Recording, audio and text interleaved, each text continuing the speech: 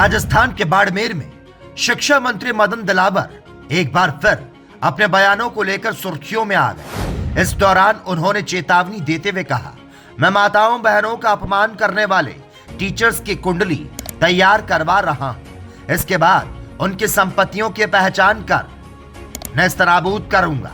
इसके लिए पुलिस प्रशासन के सहयोग से समन्वय स्थापित कर ऐसे लोगों की सूची को तैयार किया जाएगा।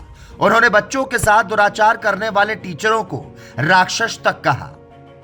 दिलावर ने दे दी टीचरों को चेतावनी, कहा अब होगी कुंडली तैयार, दुराचार करने वालों को बख्शा नहीं जाएगा।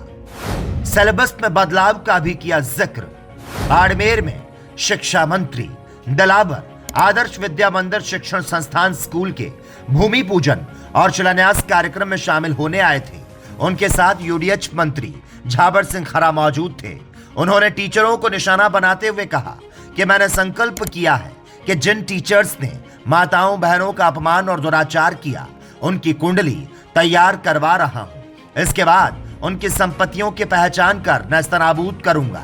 जिन्होंने अवैध या सरकारी नियमों की अवहेलना कर संपत्ति बनाई है।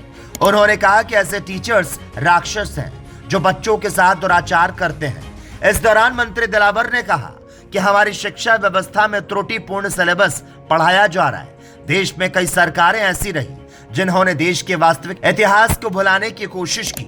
ऐसा पाठ्यक्रम किताबों में डाला जिसमें अकबर को महान बताया जबकि शिवजी को पहाड़ी चूहा। यही नहीं, चंद्रशेखर आजाद और भगत सिंह को आतंकवादी बताया। उन्होंने कहा कि यह पढ़ाकर हम देश को क्या देना चाहते हैं, यह समझ में नहीं आया। अकबर एक आक्रांता, दुराचारी, बलात्कारी था, लेकिन सिलेबस में उसे महान बताया गया।